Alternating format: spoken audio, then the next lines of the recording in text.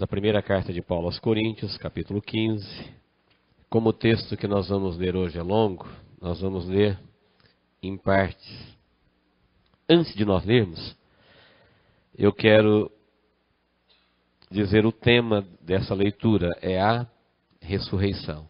Como nós iniciamos o culto dizendo, hoje é o domingo da ressurreição. Vamos deixar o domingo para lá, para meditarmos numa outra oportunidade. O domingo tem todo um significado na história da igreja. Mas hoje eu quero convidá-los para nós meditarmos na ressurreição. Eu sei que de bate-pronto, assim no momento, todo mundo sabe o que é ressurreição. Mas sei também que nem todos têm isso definido. Às vezes é muito difícil a gente conseguir perceber a grandeza deste tema, ressurreição. E a ressurreição, ela é a base de tudo. De tudo que fazemos, de tudo que cremos, de tudo que sonhamos, de tudo que herdaremos. Sem ressurreição só resta morte e morte eterna. Veja que só entendendo isso o assunto fica importantíssimo, interessante. Mas apesar de entendermos isso, nós vamos ver que a ressurreição nem sempre é um tema procurado. Inexplicavelmente, às vezes nós gostamos mais de paixão de Cristo, de crucificação. E nós sabemos o valor do nascimento, nós sabemos o valor do ministério, nós sabemos o valor da crucificação.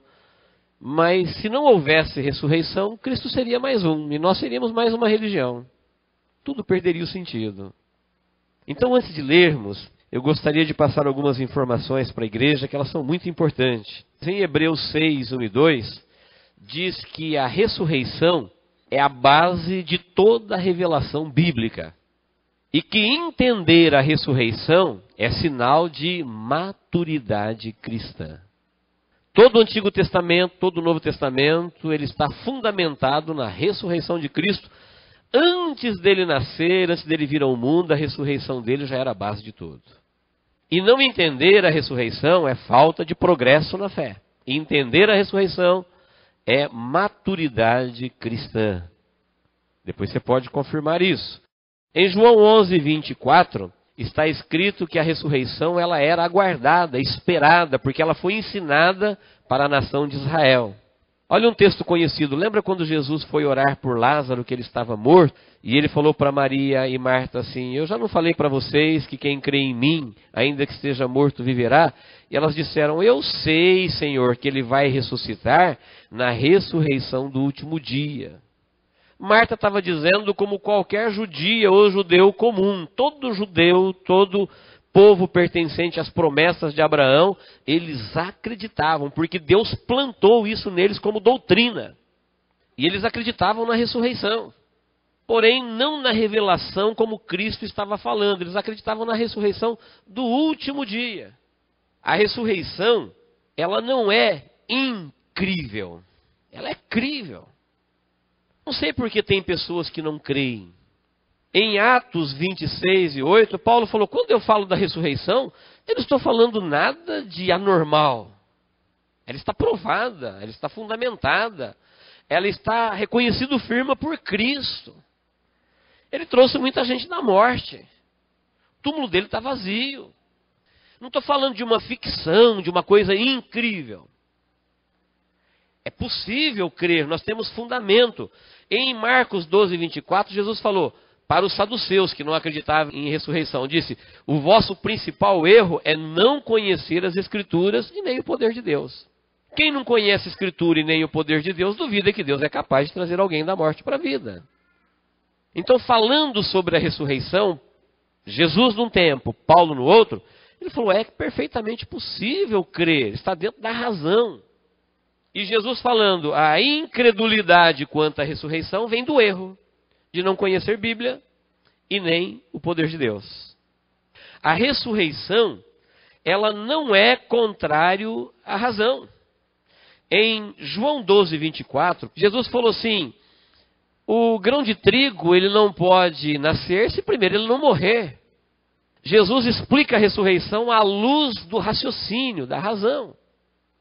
Ele estava dizendo, a morte veio da vida, o homem só morreu porque estava vivo. E Deus agora trouxe a vida da morte. E Jesus olhou para os discípulos e falou: observe o grão. Antes de dar a vida, ele primeiro morre. Não tem como ele dar vida se primeiro ele não morrer. E Jesus estava falando isso da vida dele. Ele falou: se eu não morrer, como eu não tenho pecado, eu vou ser a única pessoa que vai ressuscitar. Todos os demais morrerão. Agora, se eu morrer, muitos outros ressuscitarão. Porque na minha ressurreição, todos que acreditarem nela, eles em Cristo viverão. Ainda em João 5, 28 e 6, 39, se você ler só o capítulo 6 de João, você vai ver que neste capítulo Jesus pregou, ensinou e prometeu a ressurreição a todos os cristãos. Ele repete uma meia dúzia de vezes só no capítulo 6. E eu o ressuscitarei no último dia. Ele está falando do pão da vida. Ele está falando do pão vivo que desceu do céu. Ele está falando da sua morte. Ele está falando da sua ressurreição. E por mais de meia dúzia de vezes, não contei quantas, mas várias vezes, só no capítulo 6 e também no capítulo 5 do Evangelho de João, ele repete: quem crer, quem tomar posse, quem herdar isso que de graça eu deixo, eu vou ressuscitá-lo no último dia. Então Cristo pregou, ensinou, prometeu a ressurreição. Em Atos 4 e 2, e depois 17 e 18, nós encontramos os apóstolos pregando exaustivamente a ressurreição. Onde quer que eles falassem de Cristo, o tema principal da mensagem deles era a ressurreição de Cristo e a ressurreição daqueles que creem nele. A ressurreição, ela foi também mostrada quando Cristo ressuscitou algumas pessoas, como o filho da viúva de Naim, como Lázaro. Na Bíblia há 7 ressurreições. Entenda-se bem, não se trata de ressurreição propriamente dito, mas de restauração da vida. Qual é a diferença? É que ressurreição, como nós vamos estudar para Cristo e para a igreja, é ressuscitar plenamente, em corpo glorificado, para nunca mais morrer. E o que aconteceu antes de Cristo vencer a morte foi restauração da vida. Foram pessoas que foram restauradas à vida, ou seja, voltaram a viver, mas morreram novamente. Como o filho da viúva de Naim, como Lázaro, como o filho da viúva do Antigo Testamento. Então a ressurreição, ela foi mostrada, porque Jesus chegou lá para um corpo sem vida e disse para ele: viva. Ele falou para Lázaro: sai para fora. Ora, o espírito e a alma de Lázaro não estava ali. Ele estava desincorporado. Ele já tinha sido sepultado há 4 dias. Onde há o espírito e a alma, a vida. Onde tem espírito e alma, o coração bate. E ele estava inerte. As irmãs chegaram a dizer: Senhor, já deve estar se decompondo. Mas quando Jesus falou, a voz dele foi ouvida no reino da morte, e o espírito e a alma de Lázaro voltou e entrou nele, e ele viveu. Ele mostrava ali claramente a possibilidade de crer, até crer através da razão. Não precisava nem da fé. Ele estava chamando vidas do reino da morte para viver novamente diante dos olhos de todos. Apesar de tudo isso, depois de Cristo mostrar através da ressurreição de algumas pessoas, depois dele certificar, como nós vamos ler agora em 1 Coríntios, a ressurreição com a sua ressurreição, um túmulo aberto para a ciência, para a filosofia, para a história, para o mundo, para os curiosos, para os incrédulos, para os crédulos, para quem quiser. Está lá um túmulo aberto à visitação há mais de 2000 anos, escrito em línguas, em 3 idiomas, hebraico, grego e o aramaico. Jesus de Nazaré não está aqui, ressuscitou. Escrito para o mundo todo, ler. Mas apesar de tudo isso, a ressurreição ela era negada pelos saduceus, conforme está em Mateus 22, 23. Ela foi duvidada por alguns cristãos da igreja primitiva. Isso está em 1 Coríntios 15, 12, nós vamos ler. E ela sempre foi negada e combatida pelos falsos mestres, 2 Timóteo 2, 18. Então nunca faltou e nunca faltará pessoas que vão duvidar da ressurreição e pessoas que vão negar a ressurreição e vão combater e vão ensinar. E neste meio a tantas informações, você tem a oportunidade de crer ou não crer. E eu creio que assim como na igreja primitiva tinha pessoas que não negava, mas duvidava. ressurreição, depois da morte, voltar a viver, um corpo glorioso como o dos anjos, um corpo celestial. É tudo muito grande para a nossa mente, para a nossa razão e às vezes até para a nossa pequena fé. E às vezes nós cometemos o risco de vacilar entre dois pensamentos, talvez entender que não é como a palavra está dizendo, e podemos perder a maior bênção da nossa vida, a que dá sentido a todas as outras. Porque nós vamos ver que se a ressurreição não aconteceu, nós estamos perdendo o nosso tempo em tudo o que fazemos. Vamos ler agora 1 Coríntios 15, com essas informações o texto começa a fazer sentido. 1 Coríntios 15, a partir do versículo 1, diz assim: Irmãos, venho lembrar-vos o evangelho que vos anunciei, o qual recebeste, no qual ainda perseverais. Por ele também sois salvos, se retiverdes a palavra tal como vou-la preguei, a menos que tenhais crido em vão.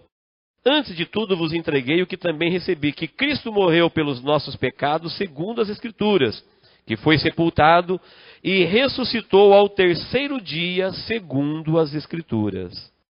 E apareceu a Cefas, e depois aos 12. Depois foi visto por mais de 500 irmãos de uma só vez, dos quais a maioria sobrevive até agora, porém alguns já dormem. Depois foi visto por Tiago mais tarde, e por todos os apóstolos. E, afinal, depois de todos, foi visto também por mim, como um nascido fora de tempo, porque eu sou o menor dos apóstolos, que mesmo não sou digno de ser chamado apóstolo, pois persegui a igreja de Deus. Mas pela graça de Deus, sou o que sou, e a sua graça me foi concedida, e a sua graça que me foi concedida não se tornou vã. Antes trabalhei muito mais do que todos eles, todavia não eu, mas a graça de Deus comigo. Portanto, seja eu, ou sejam eles, assim pregamos e assim crestes. Ora, se é corrente pregar-se que Cristo ressuscitou dentre os mortos, como, pois, afirmam alguns dentre vós que não há ressurreição dos mortos? Se não há ressurreição de mortos, então Cristo não ressuscitou. E se Cristo não ressuscitou, é vã a nossa pregação, e é vã a vossa fé. E somos tidos por falsas testemunhas de Deus, porque temos asseverado contra Deus que ele ressuscitou a Cristo, ao qual ele não ressuscitou, se é certo que os mortos não ressuscitam.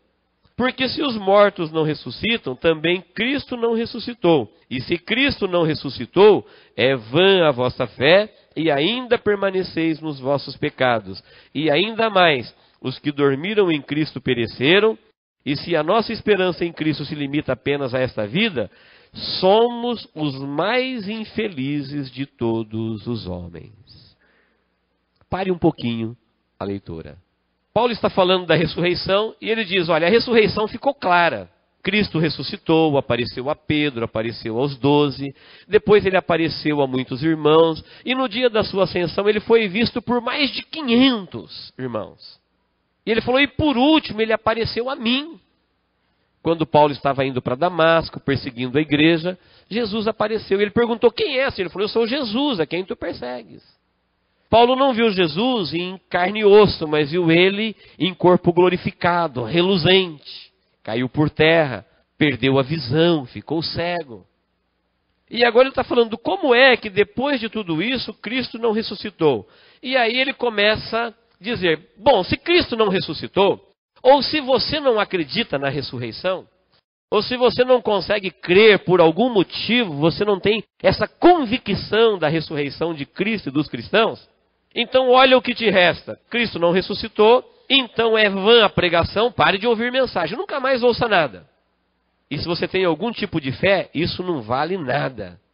Se você não acredita, então todos nós somos falsas testemunhas, porque nós falamos de Cristo, mas Cristo morreu, então Deus não ressuscitou, o nosso testemunho é falso. Estamos mentindo em nome de Deus. Paulo falou, se você não consegue crer, então entenda que todos nós permanecemos nos nossos pecados. Não há nada que você possa fazer para ter um encontro com Deus, alvo da sua misericórdia, da sua graça. Desista de todo tipo de fé, de todo tipo de pedido, de todo tipo de oração. Não há nada a ser feito, a não ser a condenação eterna. O homem está irremediavelmente perdido. ele continua dizendo, se Cristo não ressuscitou, então todos os que morreram até hoje, no dia que ele estava escrevendo, estão no inferno, pereceram. E jamais sairão de lá. Porque a alma que pecar, essa morrerá. Não tem sacrifício pelos pecados, ninguém venceu a morte. Então a morte impera, o seu reino é assustador, medonho, devastador, e todos que morreram estão no inferno. E Paulo falou, e se Cristo não ressuscitou, nós, os cristãos, somos os mais infelizes de todos. Comamos, bebamos e morremos, porque não tem esperança. Ele está dizendo, se alguém não crê, ele está escolhendo, ao não crer, se ele não escolher tudo isso que é a ressurreição, ele está abrindo mão da vida eterna para viver eternamente na morte. Está provado pela Bíblia que o homem é um ser imortal. Ele recebeu a parte de Deus, um sêmen divino, e Deus não morre. O pecado não pode afetar a parte de Deus. O pó volta para o pó, mas o espírito volta para Deus. Quem não crer na ressurreição, ele está abrindo mão da vida eterna e está assumindo uma vida eterna de morte. Por isso a Bíblia fala de morte eterna. Não é essa morte que morreu acabou. Seria bom se fosse como alguns ensinam, fundamentado no nada. É simplesmente uma axiologia qualquer, alguém que acha, morreu, acabou. Para mim, morreu, acabou. Mas quem é que pode falar sobre a vida depois da vida? Senão o Senhor da vida. Se nós não crermos nisso, nós vamos abrir mão de tudo que Deus preparou para resgatar a humanidade e viveremos um prelúdio de morte e, por fim, uma morte eterna. Enfim, Paulo está dizendo, não crer na ressurreição é a pior estupidez que um ser humano pode cometer em vida. Olha que o homem vivo pode fazer muita besteira. Ele pode cometer muitas estupidez, mas a pior estupidez que um ser humano pode cometer em vida é não crer na ressurreição. Porque aí não resta esperança nenhuma. Se Cristo não ressuscitou, ou se você não entende, ou se nós não entendermos perfeitamente a ressurreição, se nós não olharmos para a Bíblia, como disse Jesus, o erro dos saduceus é não conhecer as Escrituras, porque a fé vem ao ouvir e ouvir a palavra de Deus. Então não é crer de um jeito qualquer, é o crer do jeito que Deus fala. Porque todo mundo crê de alguma forma. E confia no que crê. Mas esse tipo de fé que não está fundamentado na palavra de Deus, não tem para Deus nenhum valor, ainda que seja uma fé astronômica, não tem nenhum poder. Porque Deus não tem compromisso com nada, a não ser com a sua palavra, com a sua justiça, com a sua verdade, com a sua revelação. Então não adianta nada a pessoa crer. Por isso, nós precisamos, todos, grandes e pequenos, sábios e necios, ricos e pobres, nós não podemos ignorar este assunto. Todos precisam saber o que é que Cristo veio fazer na terra e o que é que Ele fez na cruz do Calvário. E a mensagem da vida de Cristo, do nascimento, a sua ressurreição, ela foi coroada quando Ele, o único homem sem pecado que veio neste mundo e conseguiu vencer a morte. Falta palavra, falta tempo para descrever o que Cristo fez quando Ele voltou vivo da região dos mortos e pregou uma mensagem simples, dizendo, é-me dado todo o poder nos céus e na terra. Eu tenho nas minhas mãos o poder, a chave do inferno e da morte. Ele estava dizendo, a morte reinou contra a humanidade até agora. Deus não pôde fazer nada pelo homem até agora, porque o homem tinha entregado a vida dele para a morte. E agora precisou um homem ir lá na casa da morte, na região dos mortos, e resgatar a vida de volta. Porque tinha que ser Cristo, porque quem entregou a autoridade para a morte foi um homem sem pecado, Adão. E Jesus, agora chamado de segundo Adão, ele era um homem sem pecado, o primeiro pecou e deixou para nós a morte como herança, o segundo veio e não pecou e deixou a vida como herança novamente. E assim o homem voltou a ter a possibilidade de viver eternamente. Olha a sequência do texto como começa a fazer sentido a tudo isso. Nós paramos no versículo 19. Versículo 20. Mas de fato, até aqui ele estava falando, se Cristo não ressuscitou. Agora ele vai falar, mas Cristo ressuscitou. Versículo 20. Mas de fato Cristo ressuscitou dentre os mortos, sendo Ele a primícia dos que dormem. Isso quer dizer, o primeiro dos que ressuscitam. Versículo 21. visto que a morte veio por um homem, também por um homem veio a ressurreição dos mortos.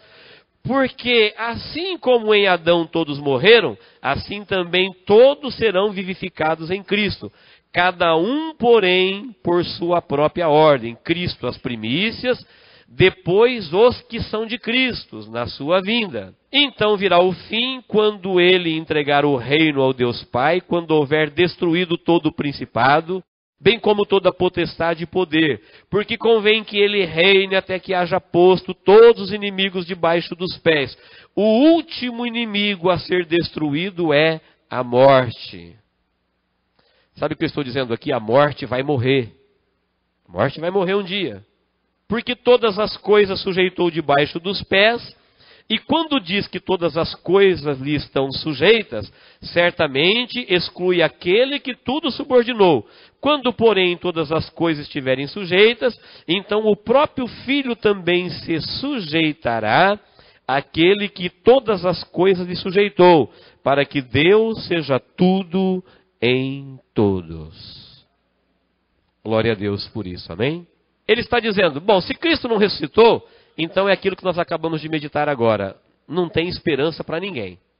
Se a pessoa não acreditar que Cristo ressuscitou, então coma quando você estiver com fome, beba quando estiver com sede, faça o que te der na cabeça, porque o destino de todos é uma morte comum e eterna.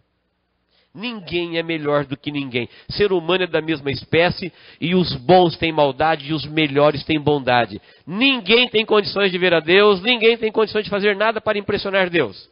Sem Cristo, Deus olha para os feitos das nações e as vê como trapos de imundície. O homem se distanciou muito de Deus. Então, se Cristo não ressuscitou, ele está para sempre perdido neste planeta, sem comunicação com Deus. Não adianta gritar porque não vai ser ouvido, não adianta orar porque não será atendido. Não tem intercessor, ele está lamentavelmente perdido e vivo nesta perdição para sempre. Mas, disse Paulo, como Cristo de fato ressuscitou, então para aqueles que creem, o quadro muda completamente, radicalmente. E a partir do versículo 20, eu não vou reler, mas vou só meditar com os irmãos o que ele está dizendo. Ele fala, como Cristo ressuscitou, então ele é o primeiro. Ele abriu o caminho. Até então ninguém tinha vencido a morte. Como eu disse, era a restauração da vida. A pessoa voltava a viver e depois morria novamente. Mas como agora ele venceu a morte, primeiro ele, depois nós. Agora, depois de Cristo, quem ressuscita, não ressuscita mais para morrer novamente. Ele ressuscita para nunca mais morrer. Ele foi o primeiro. E o fundamento disso é que ele falou assim, assim como em Adão nós herdamos a morte, em Cristo nós herdamos a vida. Veja bem, será que nós vamos acreditar mais em Adão do que em Cristo? Na terra teve dois homens sem pecado, Adão e Cristo. Por isso Cristo é chamado de segundo Adão. Adão, porque foi formado por Deus, não tinha pecado. E Jesus, porque ele foi gerado pelo Espírito Santo, não tem pecado. Agora, todo mundo acredita na herança de Adão. Quem aqui duvida da morte? Ninguém. Eu disse de manhã que a morte tem uma mensagem muito forte. Onde ela fala, todo mundo se cala. Todo lugar que alguém está morto, todo mundo fica em silêncio, com carinha de reverência, dizendo, para tudo se dá um jeito, menos para a morte. Se um grande general morrer, o seu exército baixa as armas. Se um grande político morrer, toda a comissão política, todo o poder executivo, legislativo, comparece lá de rostinho comprido, dizendo assim, olha, foi bom, mas, ou não foi bom, mas. Todo mundo se cala diante dela. Porque desde que o homem deixou essa herança maldita de morte para nós, e nós já nascemos num corpo de pecado, nós acreditamos na mensagem da morte. Ninguém duvida. Faça uma entrevista amanhã no seu caminho por onde você passar e vê se você acha um filho de Deus que não acredita na morte. Todo mundo acredita, porque eles já viram. Eles já viram do que ela é capaz. Todo mundo conhece a sua mensagem, todo mundo conhece a sua força. Todo mundo sabe que ela não tem respeito humano. Pode ser rico, pode ser grande, pode ser forte, pode ser leigo, pode ser sábio. Não importa. Onde ela chega, ela faz todo mundo calar a boca. E Paulo está dizendo, nós acreditamos na mensagem da morte e agora temos dificuldade para acreditar na mensagem da vida, mesmo depois de Cristo provar que ele veio derrotar a morte. Que o segundo Adão, Ele é poderoso, ele é superior, ele é infinitamente maior, ele é insondável. Mas só porque ele só pode ser percebido pela fé, como Cristo é muito grande, como Deus é muito grande, e ele não pode ser visto e ouvido com os nossos ouvidos e com os nossos olhos, nós temos que crer, porque Deus não pode se aproximar de nós e nós permanecermos vivos. Então ele veio na forma de Cristo, na humanidade. Na humanidade, a humanidade olhou para ele e não achou que ele é Deus. Ele não deve ser Deus. Mesmo ele provando a sua divindade. Então Paulo está dizendo, quem não acreditar nisso vai perder o benefício da ressurreição. Ele falou, Cristo veio primeiro para provar que do mesmo jeito que você não tem culpa no pecado de Adão, você não precisa ter mérito nos feitos de Cristo. Nós herdamos de graça a morte, e Cristo, para equacionar o problema do pecado, ele deixou a vida mais de graça ainda. Onde o pecado abundou, superabundou a graça de Deus. Se um dia eu disser para Deus, Deus, eu não tenho culpa, eu já nasci pecador. Ele vai dizer, eu também não pedi para você morrer para resgatar a sua vida. Do mesmo jeito que Adão te deixou a morte como herança, eu enviei Jesus e ele te deixou a vida. Por que você escolheu a morte? Compara uma com a outra. Que herança é melhor? Por que será que as pessoas escolhem a morte? Se elas não podem ser comparadas. A vida é muito melhor do que a morte. A vida é muito maior, mas mesmo olhando para a mensagem da morte, muita gente que acredita na morte não consegue acreditar na vida. E nós não podemos ter de Deus nada que nós descremos. Porque tudo que de Deus se pode receber é mediante a fé. Deus nunca dará nada para ninguém, nunca deu e nunca dará nada que não seja pela fé. Porque se Deus escolhesse um outro meio, Deus feriria a sua justiça. Se Deus desse pela força, só os fortes. Pela pobreza, só os pobres. Pela sabedoria, só os sábios. Pela tolice, só os tolos. Mas a fé é uma coisa que todos podem ter, não custa. Se uma pessoa te impedir de falar, não pode te impedir de crer. Se uma pessoa te impedir de ir, não pode te impedir de crer. A fé o escravo pode ter, o preso pode ter, o moribundo pode ter, o doente pode ter, o que está morrendo pode ter. Ninguém pode impedir ninguém de ter fé. Por isso Deus escolheu a fé, porque a fé é de graça, não custa. É só ouvir que Deus é grande, e porque Ele é grande, Ele faz grandes coisas. Portanto, quando Deus foi equacionar o problema da morte, Ele fez um grande feito. E só porque Ele fez algo maravilhoso, insondável, extraordinário, nós somos pequenos, temos dificuldade para crer. Esquecemos que estamos nos relacionando com um Deus que é grande. E porque Deus é grande, tudo que Ele faz é grandioso. Porque Ele é um Deus sábio, tudo que Ele escreve é profundo. É maravilhoso. Quando Deus ama grande, Deus ama de uma forma insondável. Mas nós acreditamos na morte e não acreditamos na vida. E Paulo está dizendo, olha a sequência natural da revelação de Deus. Primeiro Cristo, depois nós. Aí você fala, então por que a morte continua matando, mesmo depois de Cristo vencer a morte?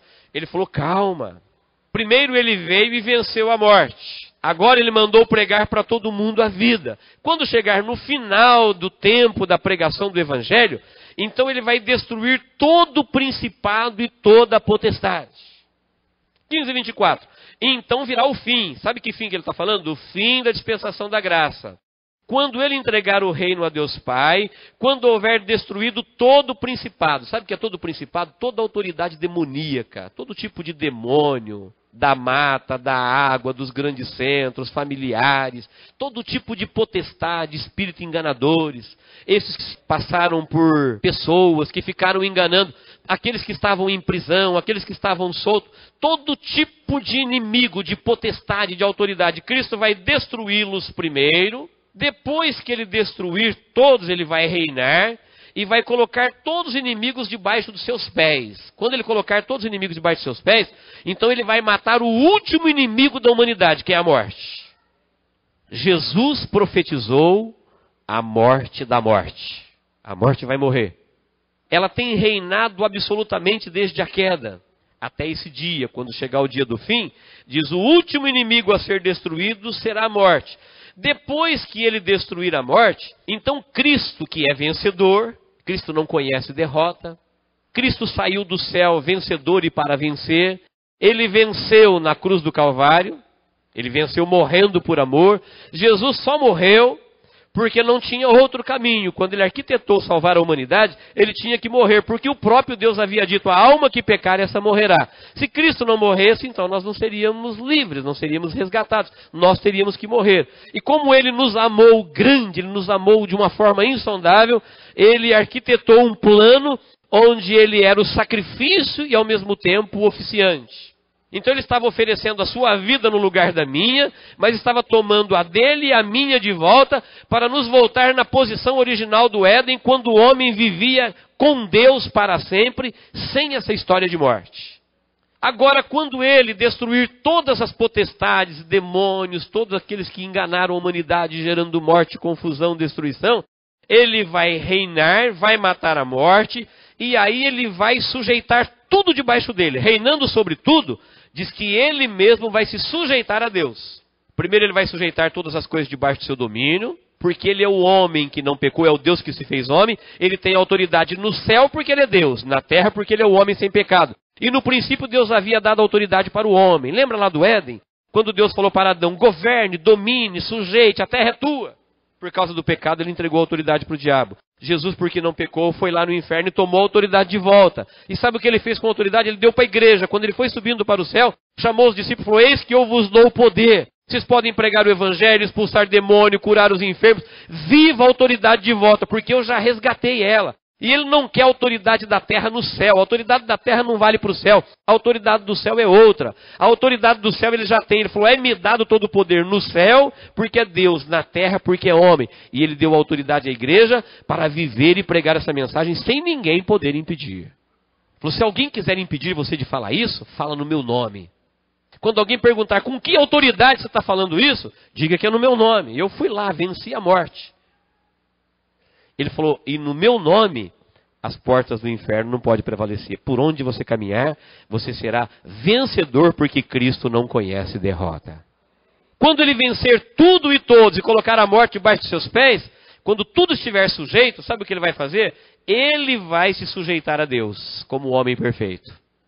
Lembra daquela mensagem, as 4 filhas de Deus? Quando ele falou para o pai assim: pai, deixa eu conduzir essa questão aí, que eu vou fazer a justiça e a misericórdia se beijar, vou trazer a paz de volta e eu vou libertar o servo opressor, atender o pedido da misericórdia.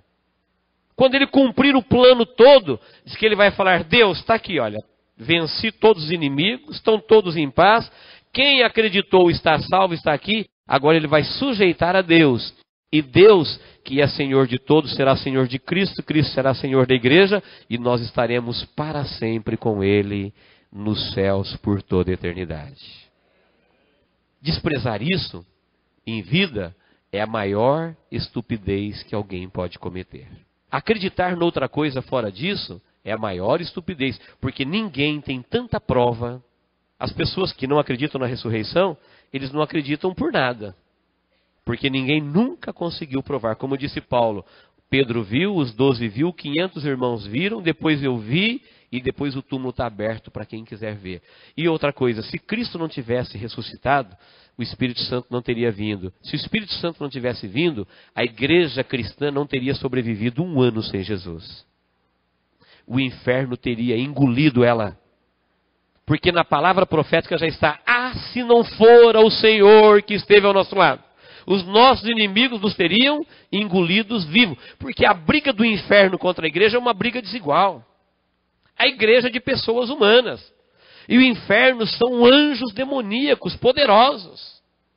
Não tem como vencê-los. O mistério da vitória da igreja não é porque ela tem muitos membros, porque ela tem muitos anos. É porque a Bíblia diz que Jesus anda no meio dela. Olha lá: certamente estou convosco todos os dias até a consumação do século. Cristo vive. E quem está vivo está em algum lugar. E ele não está no céu, ele está no meio da igreja. Lá em Apocalipse diz: eu sou aquele que fui morto e aquele que vive e que ando no meio dos 7 castiçais de ouro. No meio dos 7 candeeiros, que é a igreja, as 7 igrejas da Ásia. Quando você quiser falar com Jesus, é só começar a falar. Ele está dentro do seu coração. Você não precisa gritar para o céu. Quando você quiser falar com Jesus, é só começar a pensar. Ele é Deus, Ele já está vendo o seu pensamento. é que isso é tão grandioso para a mente humana, para a razão humana, que aí nós precisamos da fé. Mas Paulo disse, olha como Cristo de fato ressuscitou, nós temos que crer, porque nós cremos na morte, nós cremos em Adão. Não é porque ainda estamos morrendo que ele não ressuscitou. Calma, vai chegar a hora, ele falou. Assim como demorou 4 milênios para chegar o dia de Cristo vencer a morte, vai chegar o nosso tempo. Primeiro ele, depois nós. Mas depois que Cristo venceu a morte, não tem nenhum lugar na Bíblia mais falando que os cristãos foram para o centro da terra. A partir dali, todo lugar que fala que alguém morreu salvo, diz, e ele subiu ao paraíso. Acabou esse negócio de descer. Mas do primeiro até o último profeta do Antigo Testamento, todo lugar que fala que alguém morreu, salvo ou perdido, fala a sua alma desceu. Depois que Cristo venceu a morte, de Mateus para frente, sempre que fala que alguém morreu perdido, fala a sua alma desceu. Mas quando fala que alguém morreu em Cristo, fala a sua alma subiu ao paraíso. Sabe por quê? Os homens que estavam escrevendo talvez não soubessem disso, mas o Espírito Santo que estava inspirando eles sabia. Por isso eles não cometeram erros. Olha a continuação do texto. Um Deus grande de grandes feitos. Versículo 29 diz assim, de outra maneira, que farão os que se batizam por causa dos mortos? Se absolutamente os mortos não ressuscitam, por que se batizam por causa deles? E por que também nós nos expomos a perigos a toda hora? Dia após dia morro. Eu protesto, irmãos, pela glória que tenho em vós outros, em Cristo Jesus nosso Senhor. Se como homem lutei em Éfeso com feras, que me aproveita isso? Se os mortos não ressuscitam, comamos e bebamos e amanhã morreremos. Não vos enganeis, as más conversações corrompem os bons costumes. Tornai-vos à sobriedade, como é justo, e não pequeis, porque alguns ainda não têm conhecimento de Deus, isto digo para a vergonha vossa. Mas alguém dirá, como ressuscitam os mortos? E em que corpo vem? Insensato. O que semeais não nasce se primeiro não morrer. E quando semeais, não semeais o corpo que há de ser, mas o simples grão, como de trigo ou de qualquer outra semente. Mas Deus lhe dá o corpo como lhe aprouver dar a cada uma das sementes o seu corpo apropriado. Nem toda a carne é a mesma, porém uma é a carne dos homens, outra dos animais, outra das aves e a outra dos peixes. Também há corpos celestiais e corpos terrestres, e sem dúvida uma é a glória dos celestiais e outra dos terrestres. Uma é a glória do sol, outra é a glória da lua, outra das estrelas, porque até entre estrela e estrela há diferenças de esplendor. Pois assim também é a ressurreição dos mortos. Semeia-se o corpo na corrupção, ressuscita na incorrupção. Semeia-se em desonra, ressuscita em glória. Semeia-se em fraqueza, ressuscita-se em poder. Semeia-se corpo natural, ressuscita corpo espiritual. Se há corpo natural, há também corpo espiritual. Pois assim está escrito, o primeiro homem, Adão, foi feito alma vivente. O último Adão, porém, é espírito vivificante. Mas não é primeiro o espiritual e sim o natural, depois o espiritual. Primeiro o homem formado da terra é terreno, segundo o homem é do céu. Como foi o primeiro homem, o terreno, tais são os demais homens terrenos. E como é o homem celestial, tais também os celestiais. E assim como trouxemos a imagem do que é terreno, devemos trazer também a imagem do celestial. Sabe o que Paulo está dizendo? Ele está dizendo assim, olha para as sementes. Vamos imaginar aqui todo tipo de semente que nasce numa horta. São todas meias parecidas. Agora olha o resultado dessas sementes depois que uma horta está formada. Cada uma com o seu tamanho, cada uma com a sua cor, cada um com os seus degradês, com a sua beleza. Ele falou, não tem jeito de plantar corpo. Planta-se sêmen, semente. Porque tinha aquela confusão como tem até hoje. Se tem ressurreição, como é que a gente vai ser? Vou conhecer meu pai, minha mãe, meu avô. Que corpo será? Lá na glória. Imaginamos o céu, uma terra num outro plano. Céu é céu, terra é terra. Paulo falou, tudo que de Deus nós temos, tem sabedoria nisso, é só nós analisarmos. Ele falou, a glória dos astros é uma, a glória dos homens é outra, a glória dos animais é outra. Sabe o que é glória? É o mérito de. O animal ganha o céu, ele tem um jeito diferente de viver dos peixes, dos animais terrestres. E o homem tem uma outra glória. O homem não voa, mas ele tem uma outra glória. Uma é a glória dos homens, outros animais. E tudo de acordo com a sua espécie. Quando nós herdamos a espécie pecadora de Adão, nós nos tornamos humanos, o nosso corpo é humano. Agora que o primeiro Adão faliu, essa vida morreu, nós temos uma herança de morte, nós recebemos agora uma nova semente, um corpo vivificado de Cristo. Então nós não temos que pensar em ser lá na glória como é aqui, lá nós seremos como Cristo.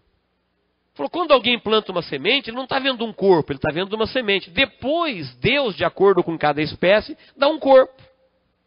Você planta uma semente, nasce uma árvore. A árvore é o corpo da semente.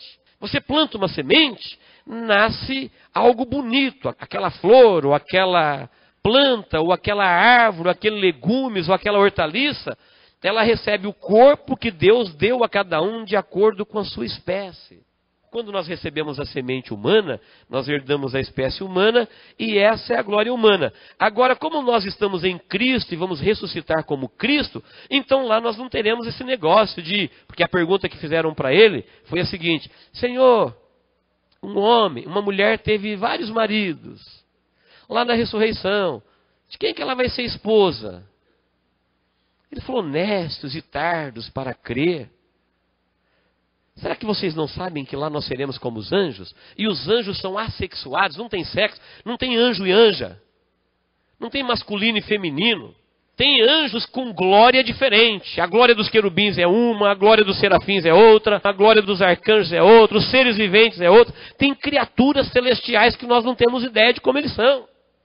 Porque Deus é criador, Deus é belo, Deus é Deus de grandes feitos. Essa terra que nos encanta, Ele fez com um haja.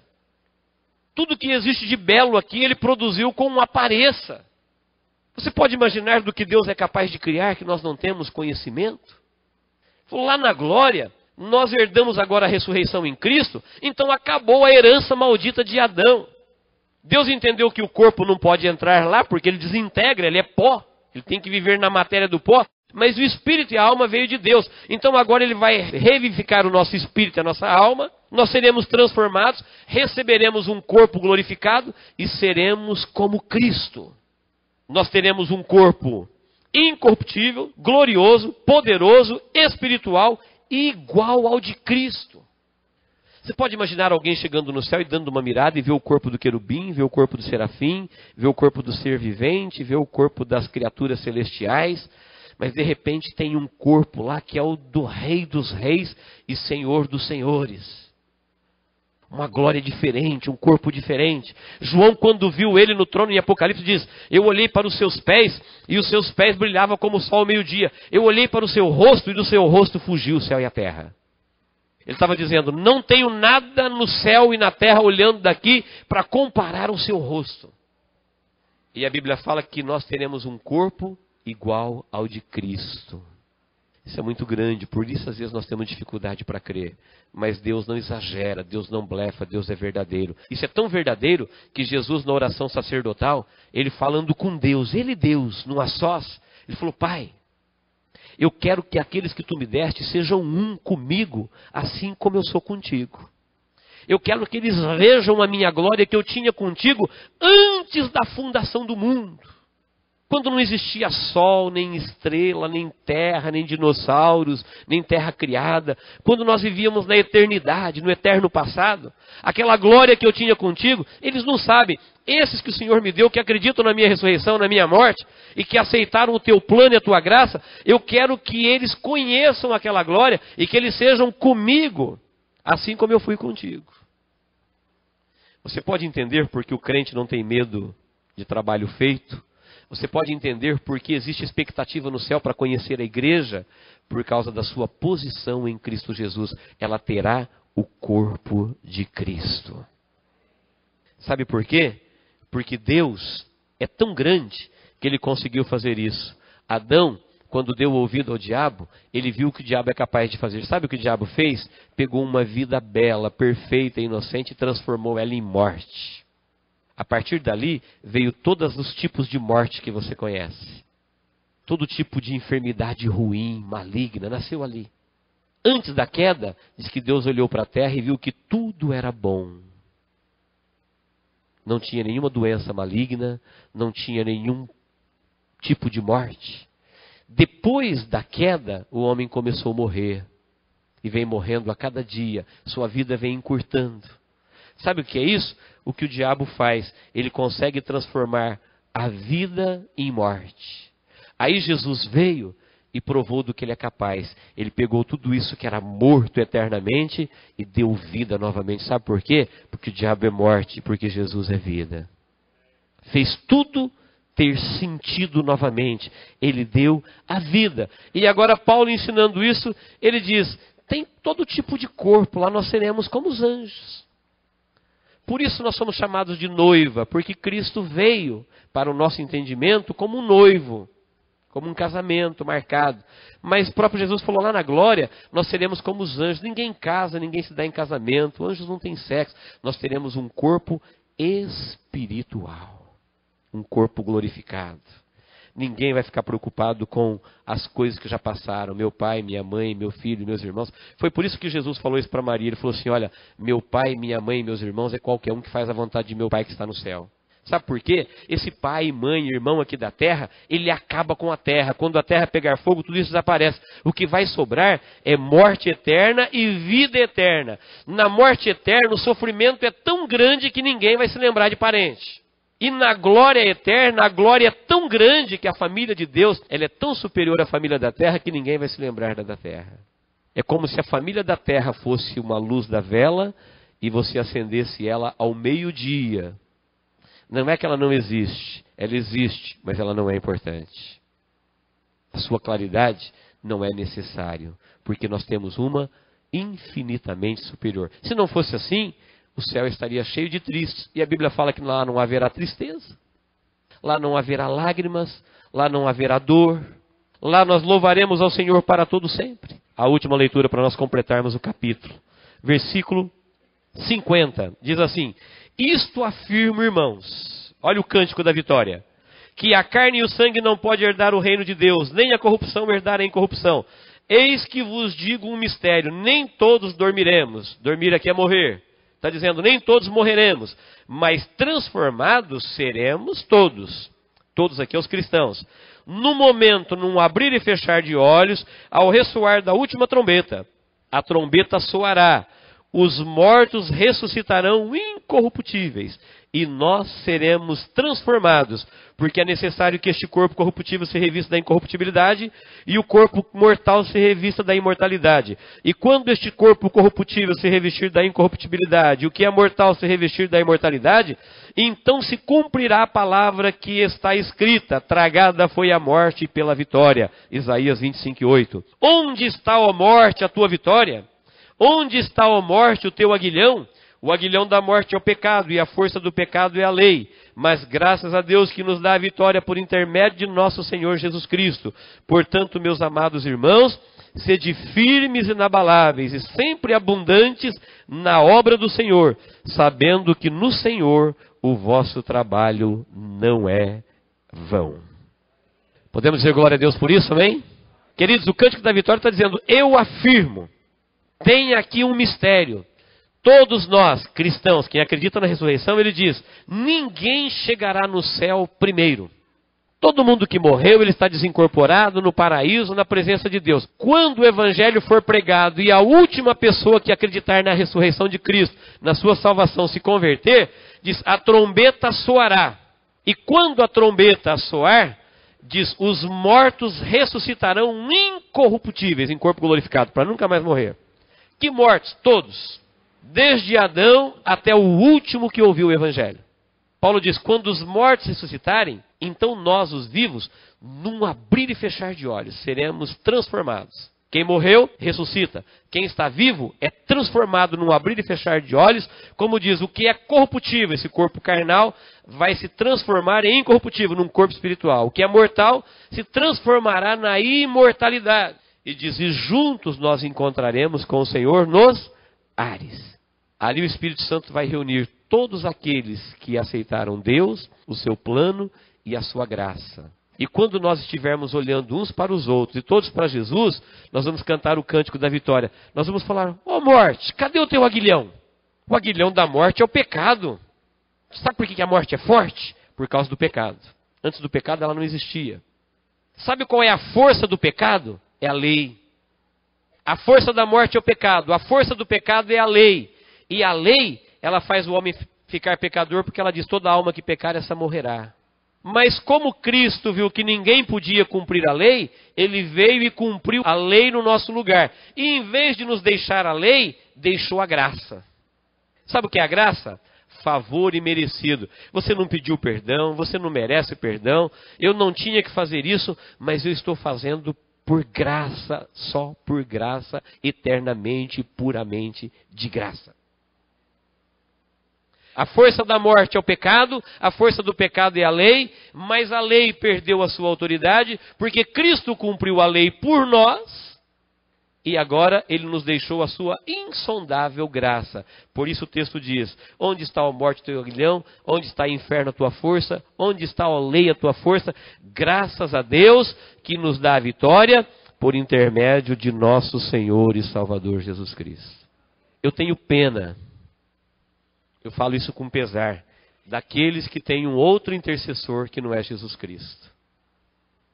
Um dia eles descobrirão que só tem um que venceu a morte. Só tem um que sabe o caminho. Só tem um que ligou a humanidade com Deus. Qualquer outro que tiver um outro intercessor, seja ele quem quer que seja, que não seja Cristo, ele está eternamente perdido.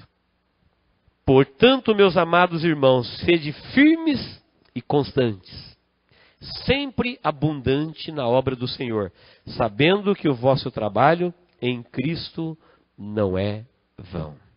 Ele está dizendo: creia nisso, aceite isso, viva isso, invista nisso. Porque tudo que você fizer nessa direção, você será recompensado. Sabe por que sempre abundantes? Porque a igreja tem que falar isso para o mundo todo. Tem muita gente morrendo, indo para a eternidade sem Deus, porque às vezes nós não temos condições de avisá-los. Por isso ele diz: você tem um compromisso com a obra, seja firme, seja constante e seja abundante. Faça alguma coisa para a obra, porque fazendo para a obra, tudo que você fizer não é em vão. Deus é um patrão que não fica devendo para ninguém. Amém, irmãos? Que Deus nos abençoe em Cristo Jesus. Se Cristo ressuscitou, então nós ressuscitaremos com Ele. Ó Deus, em nome de Jesus, permita, Senhor, que cada coração aqui se abra neste momento para entender o que o Senhor fez por nós na cruz do Calvário. Só o Teu Espírito Santo, através da Tua palavra, pode revelar, ó Deus, tão profundo mistério. Tu és um Deus grande, de grandes feitos. Por isso, ó Deus, nós te louvamos e te adoramos por tudo que o Senhor fez por nós na cruz do Calvário. E queremos pedir, ó Deus, que o Senhor tira do nosso meio toda incredulidade, toda incompreensão. Senhor, todo tipo de rejeição, todo tipo, ó Deus, de frustração com os nossos entendimentos a respeito da obra da ressurreição. Arranca isso, ó Deus, com mãos fortes e poderosas da nossa vida, e que a Tua igreja caminhe, ó Deus, triunfante, crente, resoluta, Senhor, desimpedida de todo embaraço, caminhando para a eternidade através dos méritos de Cristo na cruz do Calvário.